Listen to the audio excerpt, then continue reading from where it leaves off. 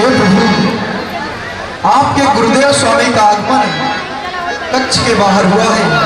वह आपसे शीघ्र ही मिलना चाहते हैं। क्या सेवा करूं? मेरे गुरुदेव मुझसे मिलना चाहते हैं। आप उन्हें आदर पूर्वक यहाँ तक लेकर आते हैं।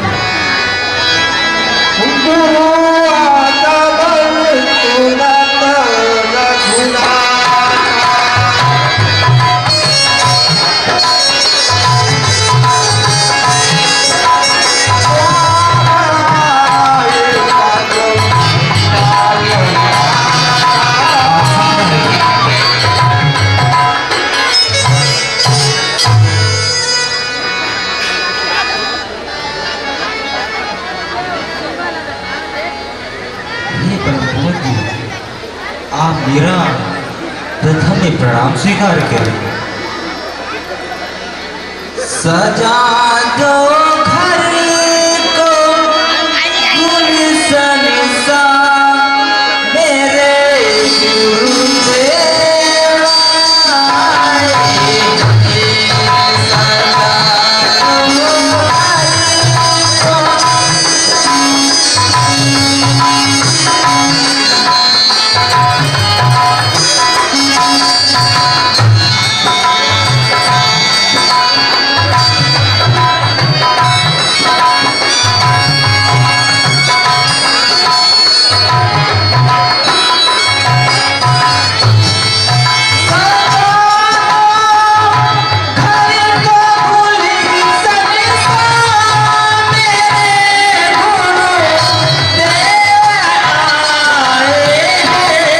सजा दो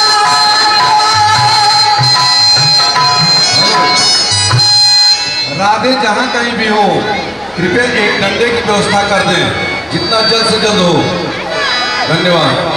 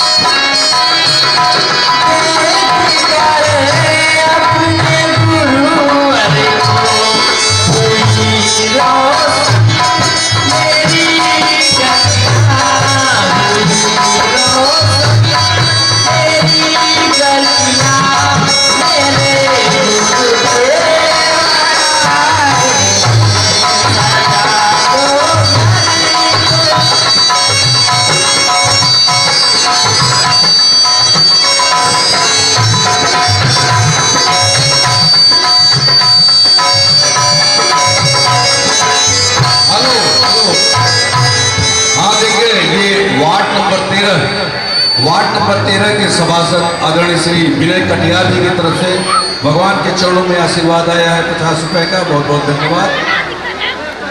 संजय कटियार जी।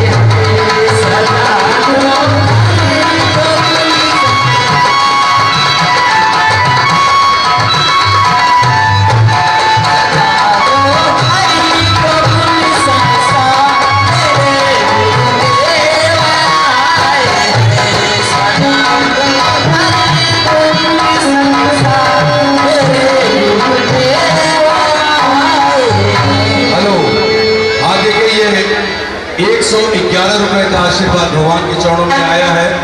बहन श्री कांता पटेल जी की तरफ से आया है 101 रुपए का आशीर्वाद। बहुत बहुत धन्यवाद कमेटी की तरफ से, बहुत बहुत धन्यवाद। मुनिवर के चरणों में मेरा प्रणाम स्वीकार हो। हे प्रभु जी, यदि आपको कोई कार्य था तो सेवक के द्वारा बुलवा लेना चाहिए था। आपने यहाँ ने कष्ट क्यों किया? कहिए भगवान, आपकी क्या आज्ञा है?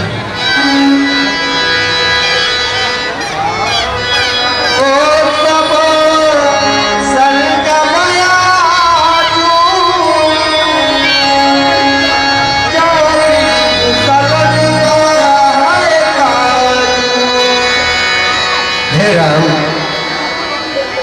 तुम्हारे पिताजी की इच्छा है कि तुम्हें कल प्रातः होते ही इस अयोध्या का राजा बना दिया जाए, इसीलिए मुझे तुम्हारे पास भेजा है। राजा के क्या कार्य है, उसको किस प्रकार रहना चाहिए, किस प्रकार प्रजा के साथ व्यवहार करना चाहिए और किस तरह से शासन करना चाहिए, ये मैं तुम्हें बतलाने के लिए आया हूँ। हे राम, अभी से तुम्हें एक ही समय भोजन करना है और भूमि पर शयन करना है। दूसरी बात, ब्रह्मचर्य का पालन करना है, प्रजा के साथ पुत्रवत व्यवहार करना है और किसी से भी किसी प्रकार की कामना नहीं रखना है। तुम सच्चे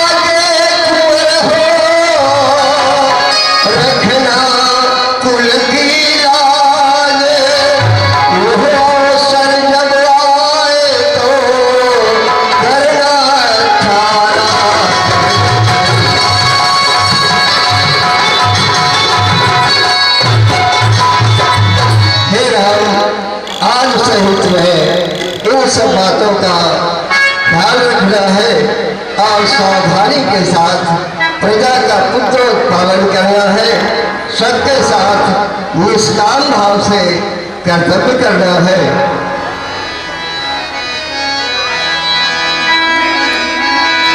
कल्याण हो और जैसी विधाता की इच्छा होगी वही होगा। पर ही गया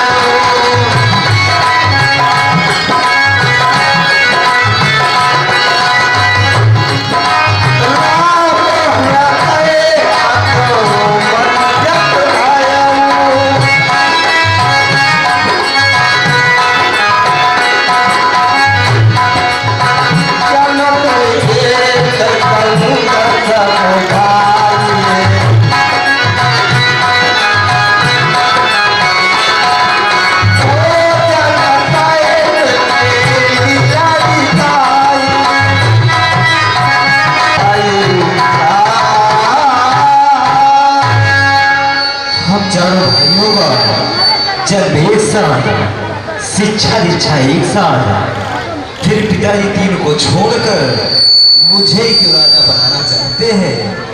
न जाने इस विशाल अयोध्या में क्या होने वाला है। ईश्वर की गति कुछ जानी नहीं जाती।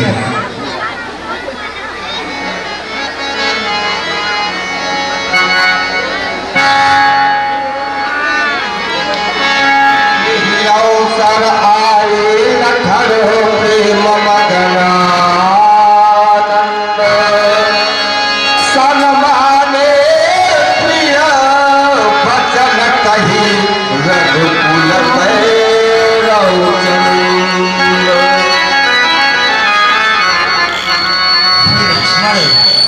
अभी तक तुम कहाँ थे?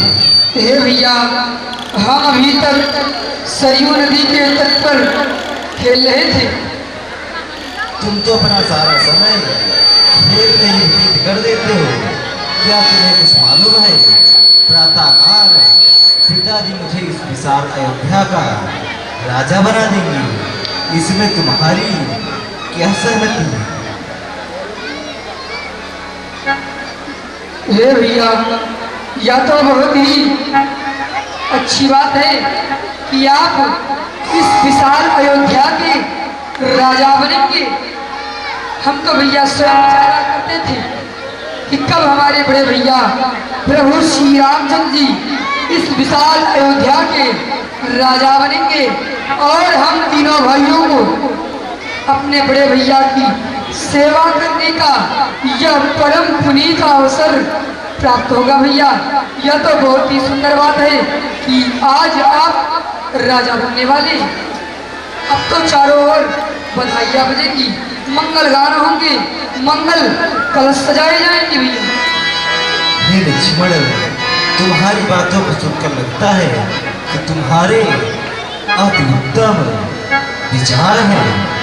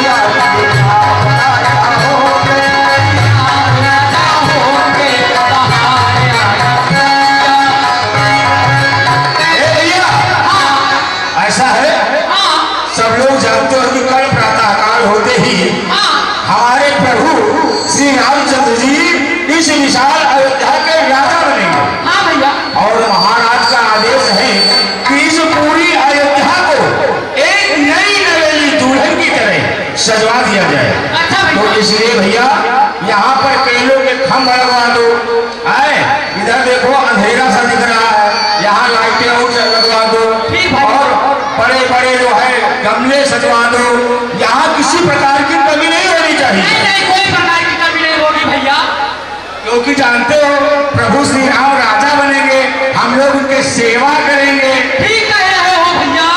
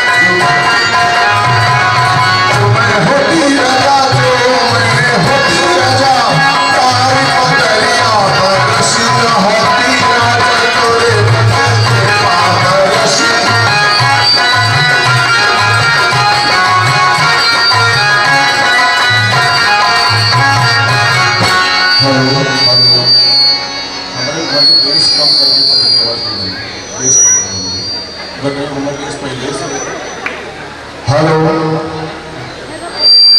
हमारे देश कम करके थोड़ा सो करके महारानी की सेवा में चलना चाहिए और देखना चाहिए क्या हो रहा है। मैं एक बात समझ नहीं पा रही हूँ कि मैं सायंकाल में अपने शयन कक्ष में गई और केवल रात भर सो क्या गई कि सुबह उठकर मैं क्या देख रही हूँ कि अयोध्या की रंगत ही बदली है। कहीं पर हीरे पन्ने जवाहरात से जड़े हुए तोरण द्वार खंभे, कहीं कहीं पर वैदिक ब्राह्मण मंगल कलश धारण करके मंगल गीत गा रहे हैं। वैदिक ब्राह्मण वैदिक मंत्रों का उच्चारण कर रहे हैं। कहीं कहीं पर सुंदर सुंदर बालाएं अपने सिर में मंगल कलश धारण करके मंगल गीत गा रही हैं। जिसको देखो वही इतना व्यस्त है कि कोई किसी से सीधे मुंह बात करना नहीं चाहता है। ये है अयोध्या की स्थिति। आखिर ऐसा अयोध्या में क्या होने वाला है? वो देखो कनक भवन को कितना सुंदर सजाया गया है, कितना सुंदर बनाया गया है। इसका मतलब ये कि मुझे तो नहीं मालूम है, लेकिन इसकी जानकारी महारानी कैकेयी को जरूर है। चल करके महारानी कैकेयी से पूछना चाहिए कि आखिर अयोध्या में ऐसा क्या होने वाला है जो मुझको नहीं मालूम है। मैंने कई लोगों से पूछा परंतु किसी ने मुझको बताया नहीं। सब इतना व्यस्त है, केवल अयोध्या में व्यस्त कौन नहीं है? केवल मैं। मुझको पता नहीं। चलकर देखती हूँ कि अयोध्या में क्या होने वाला है और क्या हो रहा है।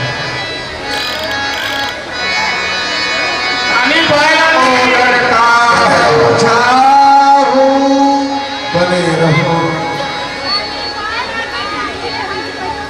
बने रहो। अरे नानी पायला की बने रहो, बने रहो, खुश रहो। ये मैं क्या देख रही हूँ? तुम सब लोग इतना सवे समरे हो। आखिर अयोध्या में ऐसा क्या होने वाला है जिसकी जानकारी मुझको नहीं? कहीं तो ऐसा तो नहीं महाराज दशरथ कोई लड़ाई वड़ाई जीते हुए बड़े आदमी हैं, अगर कोई खुशी हो जाती है थोड़ी सी खुशी में भी बड़ा काम कर डालते हैं। उनके लड़के ने कोई शिकार विकार किसी को मारा हो कहते से तो हो सकता है उस प्रसन्नता में खुशहाली मनाई जा रही। बड़े घरों के यहाँ छोटा सा भी अगर अच्छा हो गया तो उसको बड़ा रूप बना देते हैं। तो ऐसा तो नहीं है कि महाराज दशरथ जी के उनके पुत्र ने कुछ विशेष किया हो, या महाराज ने स्वयं कोई किसी राज्य को किसी आक्रमण करके कोई लड़ाई जीती हो।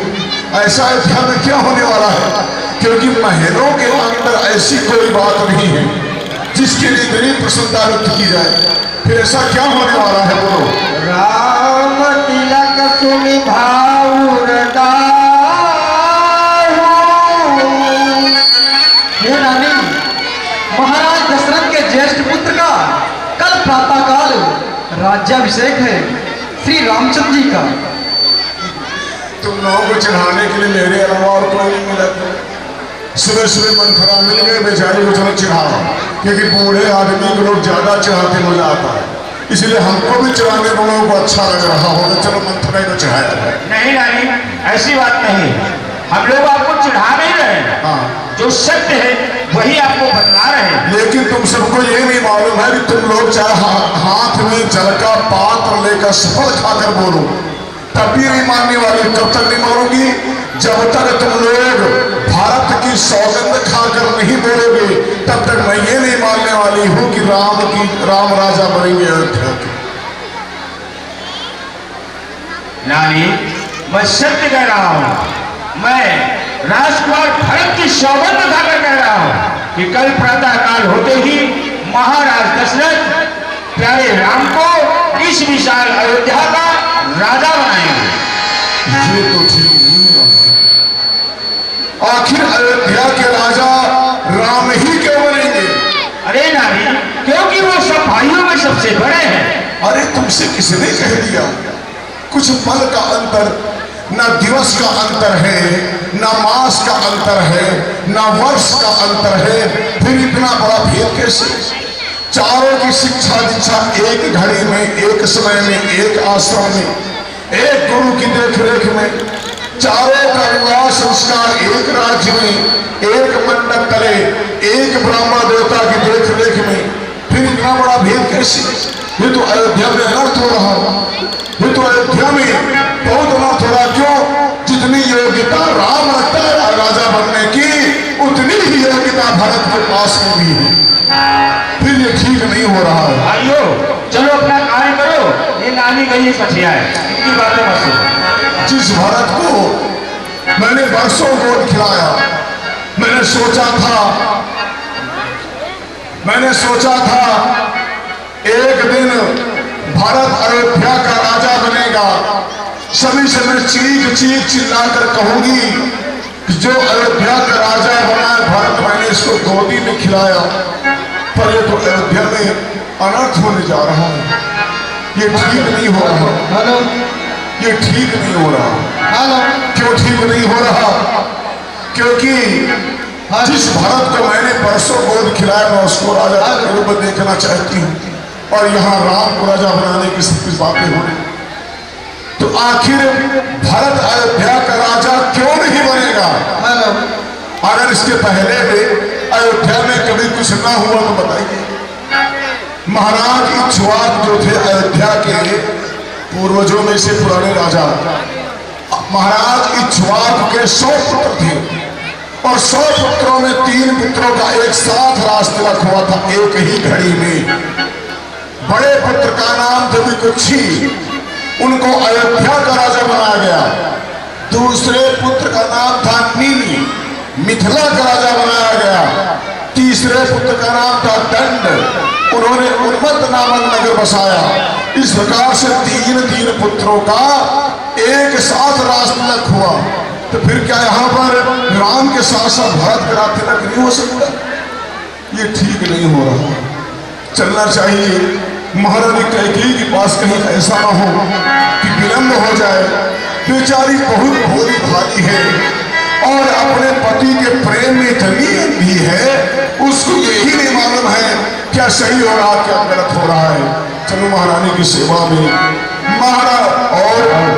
महारानी कैकेयी के सामने अगर मैं साधारण ढंग से जाऊंगी तो हमारी बात को थोड़ा सा महत्व नहीं देगी, इसलिए थोड़ा क्रिया चरित्र दिखाते हुए पहुंचना चाहिए। अरे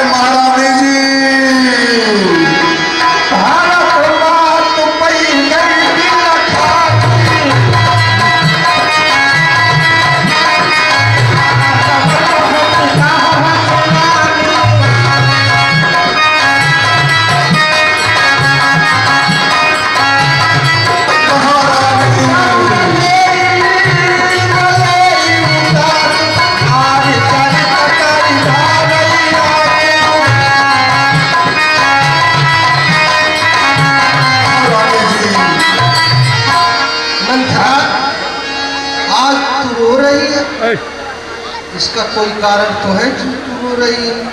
हाँ, आज तो खुशी की बात है। हम सबने शीश उठाए हैं और तूने बाल बिखेरे हैं। तू जो रो रही सगुन सा ये कैसे लक्षण तेरे हैं?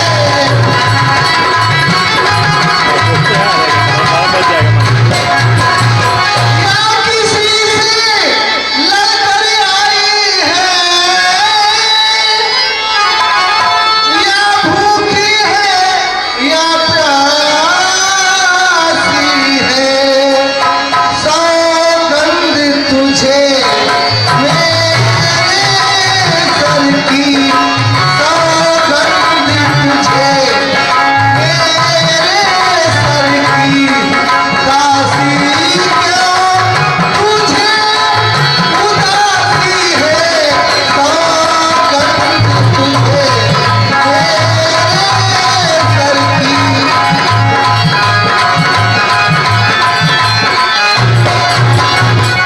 अंतरा, अरे हमारे राज का कुशल कहो।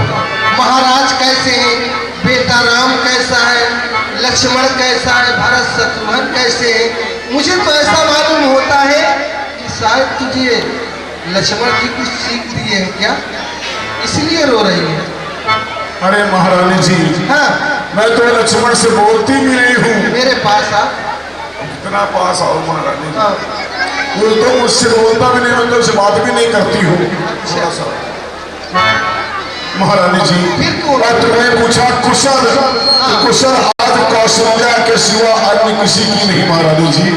सुने ध्यान से महारानी जी, जो आज ये देख रहे हो ना, मैं तुम्हारे भवन में आज तुमसे पूछ रही हूँ कि दासी को रोक क्यों नहीं? हाँ, मैं दौड़ी दौड़ी चली आ रही थी, कनक भवन को मैंने देखा, बड़ा सुंदर श्रृंगार हुआ है। सेवकों से पूछा ये आदेश किसने दिया इसको इतना संवारने के लिए?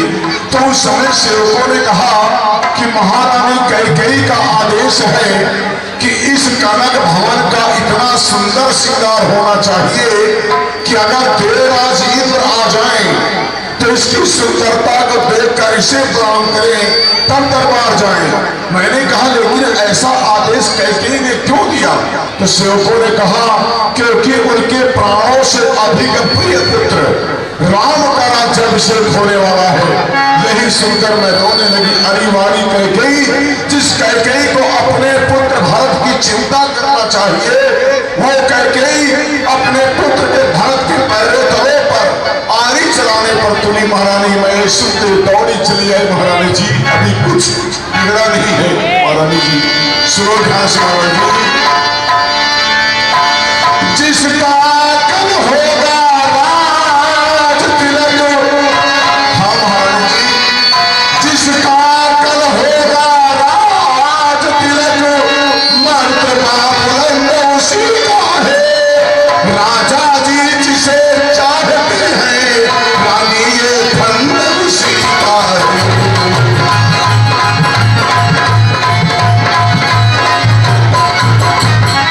कुछ तुम्हें दिखाई देता है और खुशी नहीं ये मालूम है। बढ़ते हैं ये जो तारे, आवाजों में इनकी दम है।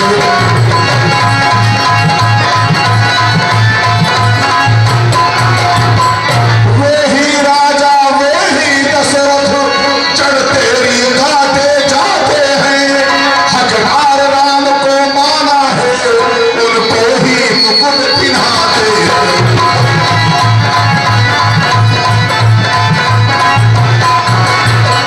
महारानी जी अभी कुछ बात बिगड़ी नहीं, अगर संवारोगी तो समझ जाएगी, नहीं तो तुम्हारी बात नहीं सब बनी बनाई बिगड़ जाएगी। इसलिए मैं जब बोलूं सो करो, अच्छा होगा। इधर आ मेरे पास। हाँ अरे चल निकली यहाँ से, चल डाली। अरे किसने तेरी मत मारी है, जो निर्मल सा पूर्वी के लिए बनकर आई चिलगोरी।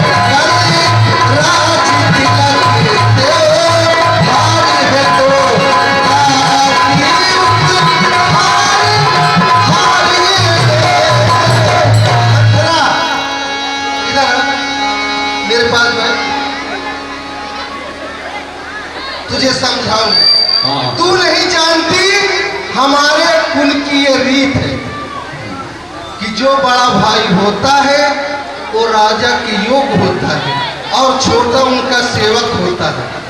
फिर राम के राज तिलक में तुझे कष्ट हो रहा है। मैं तो विधाता से यही प्रार्थना करती हूँ कि अगर मेरा पुनः जन्म हो तो राम जैसा पुत्र मिले और सीता जैसी बहू मिले। उनके राज तिलक में तुझे कष्ट हो रहा है। हाँ? अरे महारानी जी, हाँ? तुमने कहा कि हमारे कुल की रीत है। हाँ? ये कुल की रीत तुम्हारे लिए होगी, लेकिन तुम्हारी अयोध्या में इसी सिंहासन पर बैठ करके एक राजा कुछ और कर चुके। मैं केवल उसी को दोहरा रही हूँ। महाराज इक्ष्वाकु ने एक साथ निर्णय लिया और तीन पुत्रों का राज तिलक किया था एक साथ। अच्छा, तब कहाँ चली गई थी कुल की रीत? मैं इसी परंपरा की, क्योंकि जब यहाँ पर महाराज दशरथ जी के चार पुत्र हैं और चारों में योग्यता भरत और राम की दोनों समकक्ष है, तो दोनों का विवाह संस्कार इत्यादि एक साथ क्यों नहीं हो सकता है? इसलिए महारानी जी अभी कुछ बिगड़ा नहीं है। महारानी जी कल है त्योहार हमारे घर, दासी उपहार हार ये ले। तो महारानी जी सुने ध्यान से, ये हार तुम्हीं को शोभा दे, दासी लाल चिन्मान की है जी दीवान की और हार सुभोरे भरत लाल।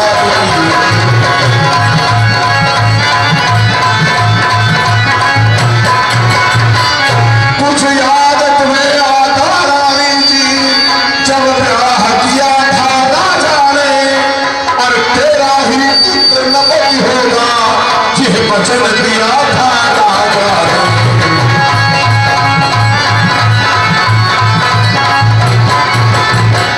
अब इस चालाकी को देखो किस ढंग से पलटा लेते हैं।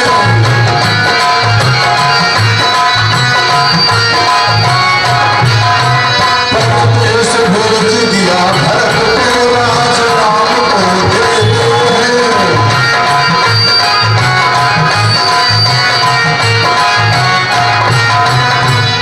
इसलिए महारानी जी मैं आपको समझा रही हूं, लेकिन क्यों कौन हो, कोई भी राजा हो, राम या भरत, क्या लेना देना मुझे।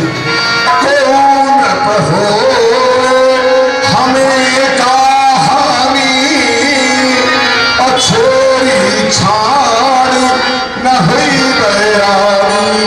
कोई भी राजा हो, कोई भी रानी हो, मैं दासी हूँ सो दासी ही रहूंगी। मंथरा हम हूँ कहिबे ठकुर सुहाती, नाहित मौन रहब दिल राती। मैं भी आया करूंगी और वही कहूंगी जो तुमको सुहाए, जो तुमको अच्छा लगे। मुझे क्या लेना देना है? तू ठीक कहती है मंथरा, लेकिन मैं राम को बहुत चाहती हूँ मंथरा। अरे मुझको समान है राम भरा,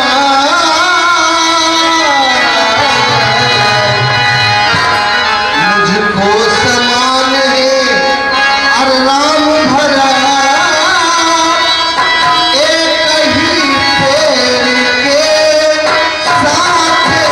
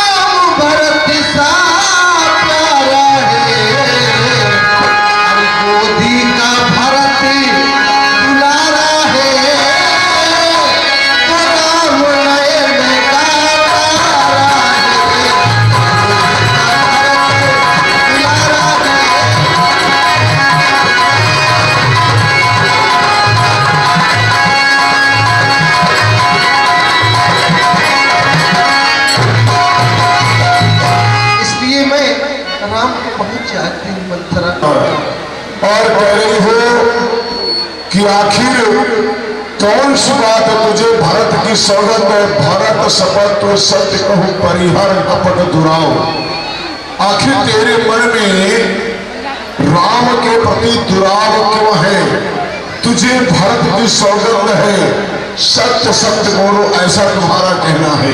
महाराज जी कुछ देर पहले वह आई तो तुमने कहा तेरी खाल खिंचवा दूंगी, तेरी खाल में भूसा बनवा दूंगी, जाने क्या क्या बोली। अब फिर कह रही हो कि सत्य सत्य कहो। अगर उस बार जिह्वा कटवा दी होती महाराज जी तो मैं इस समय कुछ बोलने के लिए तुम्हारे पास अवसर नहीं आता। महारानी जी क्या गरज पड़ी ऐसी मेरी जो अपना मुंह चलाऊंगी, और दोनों में कोई राजा हो मैं दासी ही कहलाऊंगी।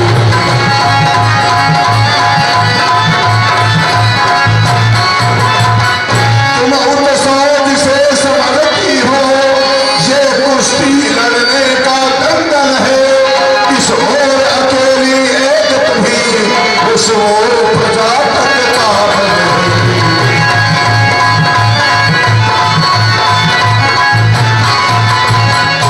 देखें अब कौन विजय पाए, किस पर लक्ष्मी परिहारी है। सजते हैं रानी जी कौशल्या से मुठभेड़ तुम्हारी है।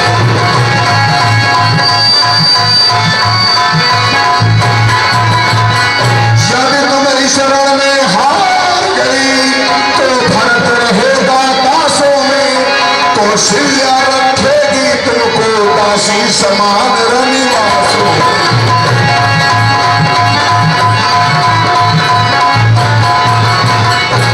इसलिए महाराज जी मैं तुम्हें एक कहानी बताती हूँ। कद्रू बिनतई दीन दुख तुम्हें कौशल्या दे, भरत बंदे सही है लखन राम के लिए। जिस प्रकार से कद्रू ने वीरता को दुख दिया वैसे तुम्हें कौशल्या देवी। कैसे? कश्यप ऋषि को दो सगी बहनें ब्याही थी। यद्यप कश्यप ऋषि की कई पत्नियां थी लेकिन दो सगी बहनें जिनका नाम था कद्रू और विनीता, दोनों बहनों में बड़ा प्रेम था। एक दिन बैठकर दोनों बहनें आंगन में कुछ काम कर रही थी तो कद्रू वो चालाक थी और अपनी बहन विनीता से जला करती थी समझ होने के कारण। तो कद्रू ने विनीता से कहा बहन ये बताओ जो सूर्य देवता का रथ आता आकाश में तो इनके घोड़ों का रंग कैसा है?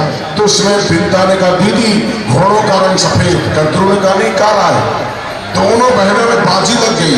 बाजी हुआ कि सुबह चलेंगे आकाश में उड़ करके घोड़ों का रंग देखेंगे और जो कोई हारेगा तो जीतने वाले की दासी बनकर रहना पड़ेगा। तो कद्रू के पुत्र कौन थे? नाग। नागों की माता है कौन? कद्रू। और विनीता कौन है? अरुण। और गरुड़ की माता है विनीता। गरुड़ कौन? भगवान विष्णु के वाहन। अरुण कौन? सूर्य देवता के रथ को हाँकने वाले सारथी, उनका नाम अरुण। तो अरुण के पुत्र किसके? विनीता के। और नाग कद्रू के। तो जब रात में पुत्र आए तो कद्रू ने कहा बेटा मैंने ये शर्त लगाई मैं जीतना चाहती हूँ। तो कद्रू के पुत्र नागों ने कहा मैया मुझे आदेश दो। तो कद्रू ने कहा रातें में उड़ कर जाओ आकाश में, घोड़ों के शरीर से लिपट जाओ जिससे दूर से घोड़े काले दिखाई पड़े। नागों ने वही किया। सुबह जब विनीता और कद्रू आकाश में उड़कर देखने गई तो दूर से देखा तो घोड़े काले दिखाई पड़ रहे थे। बेचारी विनीता को अपनी सगी बहन से हार मानना पड़ा और कई वर्षों तक दासी बनकर रहना पड़ा। काहे के लिए? समझ होने के कारण। ये तुम्हारी बात समझ में आई हो तो अच्छा, और नहीं तो सुरुचि और सोनीति कहानी सुना दो तानपाल महाराज की, उनकी भी यही गति हुई है। और इसी प्रकार से कौशल्या तुम्हारी कौन है? सवती है। तो कौशल्या क्यों चाहेगी तुम्हारा भला कि तुम्हारा बेटा अच्छा राजा बने, अच्छा बने? तो महारानी जी अभी कुछ बात बिगड़ी नहीं, संभल जाएगी। इसलिए जितना मैं बोलूं उतना ही करो, नहीं दासी बनकर तुमको रहना पड़ेगा। ठीक है मंथरा, अब तेरी बात मेरे कुछ समझ में आई। मंथरा तू सच्ची दासी है, ये ख्याल मुझे भी होता है। अपना ही होता है और गैर गैर ही होता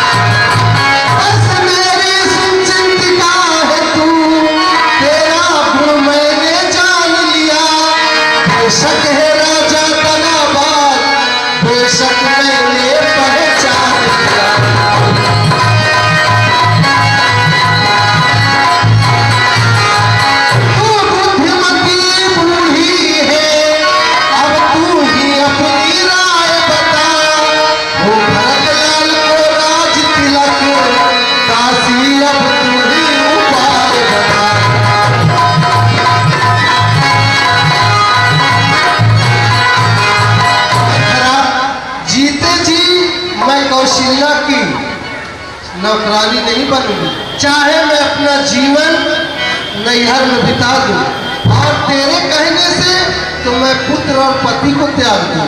अगर तू कह देना तो अभी मैं कुएं में गिर जाऊंगा। अरे वाह, अब मैं जान गई, तू समझ गई है। कुएं में नहीं गिरना, गिराना है। अच्छा, गिरना नहीं है, गिराना है।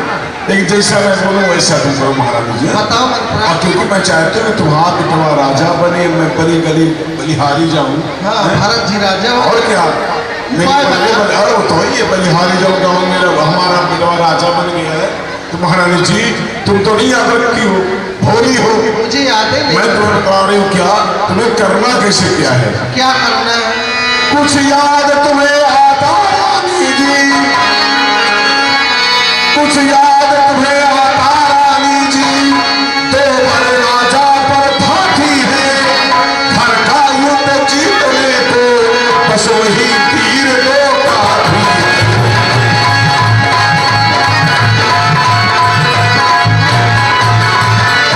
और महारानी जी ध्यान क्या रखना है आपको, नब जब अंतःपुर में आवे तब तिरछी भाव कमानों को, पहले दिखलाना प्रिया चरित्र, फिर मांगो तो वरदान।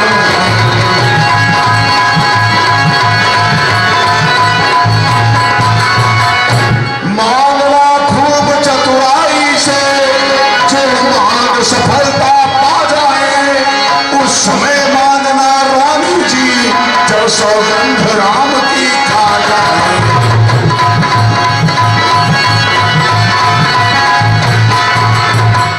कहलाते वचन मांगती हूँ, राजा श्री भरतलाल जी हो, 14 वर्षों को तुम श्री बनकर श्री रामचंद्र बनवासी।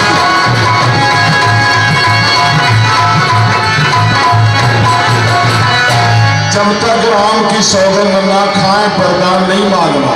समझ में आया कि नहीं? अभी कुछ गड़बड़ी है। मैं प्रसन्न होकर कहती हूँ, तेरी बुद्धि की बलिहारी है भरत आज से ली तेरा, तू सच्ची उसकी महतारी। आज से अब क्या ताकत है राजा की, अब क्या ताकत है राजा की, अधिकार भरत का दूर करे। पर एक बात मैं कहती हूँ, अगर तू उसको मंजूर करे, एक बात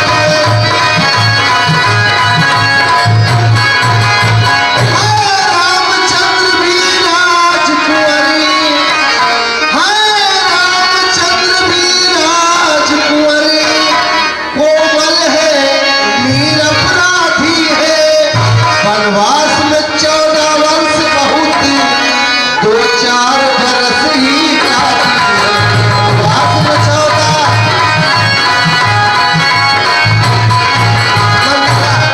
राम जो बहुत कोमल है, 14 वर्ष वनवास उनके लिए बहुत दुखदायी होगा।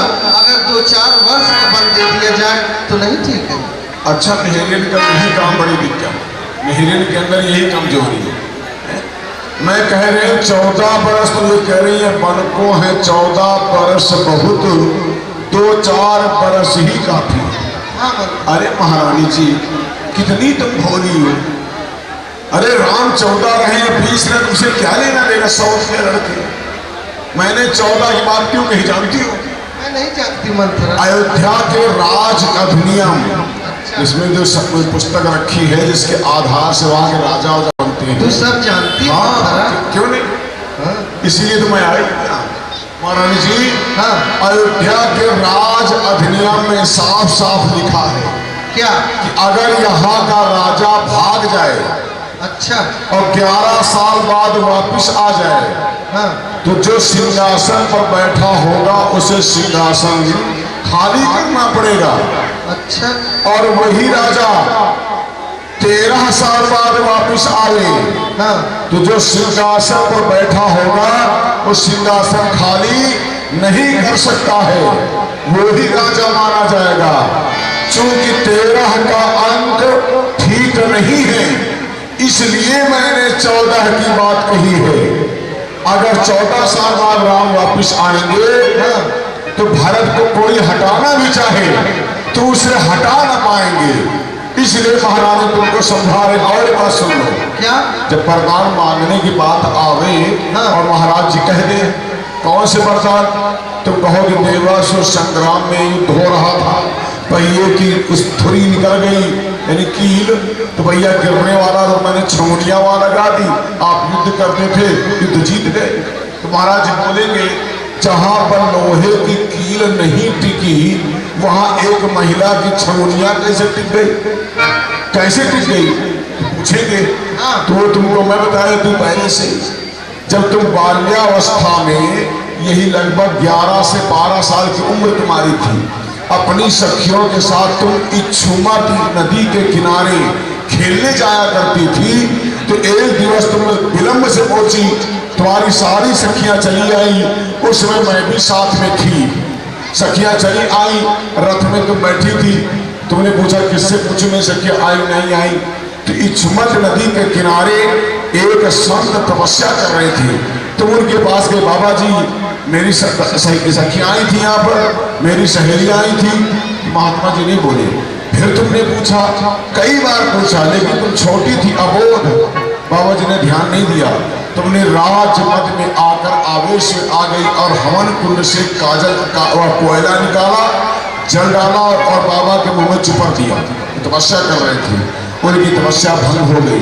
क्रोध से बाबा जी मिला उठे और उन्होंने कहा मूर्ख बालके, तूने मेरे चेहरे पर काली लगाई है और मेरी तपस्या भंग की है। जा मैं तुझको श्राप देता हूं कि तेरे चेहरे पर एक दिन ऐसी काली पुतेगी कि तेरा कोई भी मुख नहीं देखना चाहेगा। इतना कहकर महात्मा चल दिए। थोड़ी दूर पहुंचे थे कि महात्मा जी की छड़ी रह गई थी, तुम्हें श्राप का ज्ञान नहीं था, तुमने छड़ी उठाई और महाराज जी से कहा कि बाबा जी आपकी छड़ी रह गई। तब बाबा जी को ज्ञान हुआ, रे तो बहुत अबोध बालिका, मैंने इसको श्राप दे दिया। उन्होंने कहा बालिका मैंने तुझको श्राप देकर के बहुत बड़ा अपराध किया है, मुझे सोच समझ कर बोलना चाहिए, लेकिन मैं आवेश में था। परंतु तूने जिस हाथ से छड़ी को उठाकर मुझे दिया है, मैं वरदान देता हूं तेरा वो हाथ वज्र के समान कठोर हो जाए और संकट पड़ने पर वो ही हाथ तेरा काम आए। तो तुम्हारे बाएं हाथ की छमुनिया वज्र के समान कठोर है, जिसे तुमने रथ की पहिया के कील की जगह पर, धुरी की जगह पर ये छमुनिया लगा दी थी। तब महाराज जी युद्ध जीते और प्रसन्न हुए। तब तुमसे कहा था 2 वरदान तुमको देना चाहता हूँ। तो महाराज जी अब अगर समझ गई हो तो बताओ। मैं नहीं जानती मंथरा, बताएगी तब न जानूंगी क्या मांगू क्या ना मांगू। नहीं 14 वर्ष वाली बात मान गई। हाँ तो मान तो सब समझ गई, सब जान गई महाराज जी, सब समझ गई, सब जान गई। अब खूब भान को जाओ तुम, वो देखो संध्या हो गई है, बस मन में आग लगाओ।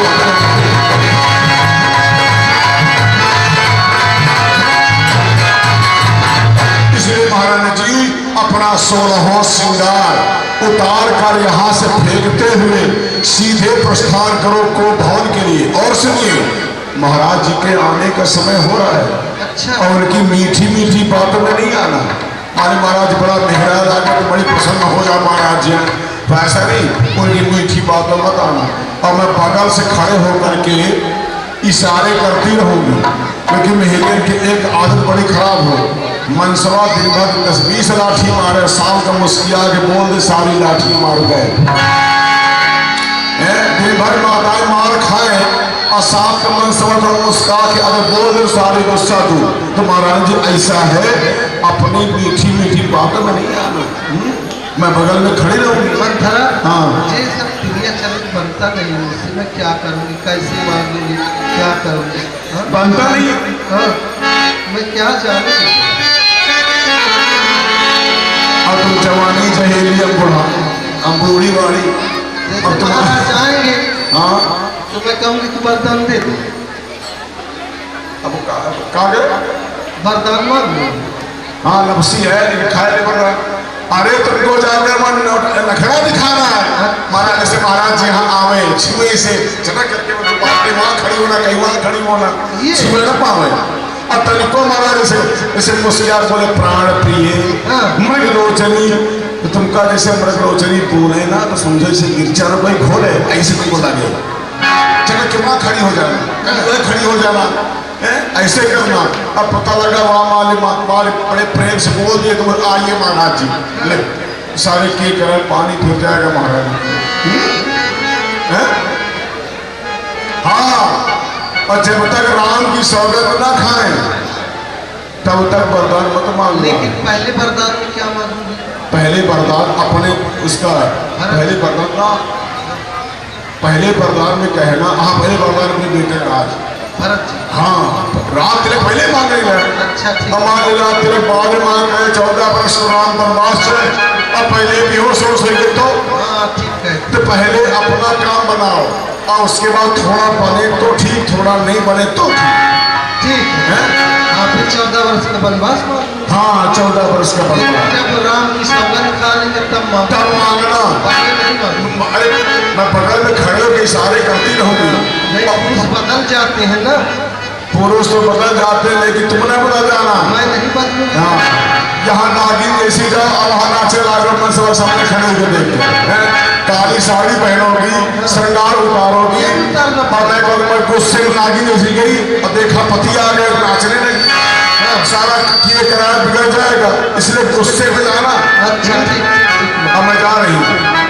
मंत्रा हाँ। इधर अभी कहाँ जा रहे हैं? अच्छा अगर भरत जी हाँ। अयोध्या के राजा हो गए ना हाँ। तो ये तेरा कुंवर जो है ना हाँ हीरे मोती से बिल्कुल से चढ़वा दूंगी। आई बलिहारी महारानी जी हार ये सब बनवा दूंगी तुझे। तूने मेरे हित के लिए ये सब किया है ना। अभी और महारानी जी। हाँ इसीलिए तो मैं लाई हूँ तुझे साथ में। और महाराज ध्यान रखना क्या? बेटवा का राज तिलक के अलावा कुछ तुम्हारे दिमाग में रहे महाराज जी की मीठी मीठी बातों में ध्यान रखना। ठीक है मंत्रा।